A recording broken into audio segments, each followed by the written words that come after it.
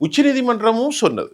எதையும் கேட்பதற்கு தேர்தல் கமிஷன் தயாராக இல்லை.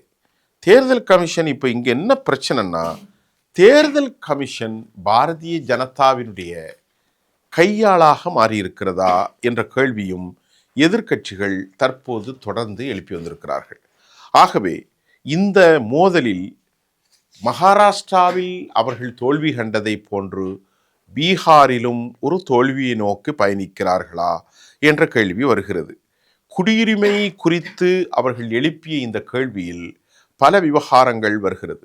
7,89,69,844 வாக்காளர்களில் 97.30% ஆவணங்களை காட்டி பட்டியலில் இடம்பெறலாம் என்று சொன்னாலும், ஆக தற்போது இவற்றில் 97% மக்கள் அவற்றில் இந்த மாதிரி விவகாரங்களில் என்ன முடிவெடுக்கப் போகிறார்கள்? இந்த 7,89,69,844 60 லட்சம் போய்விடுமா என்ற கேள்வி எழுகின்றது.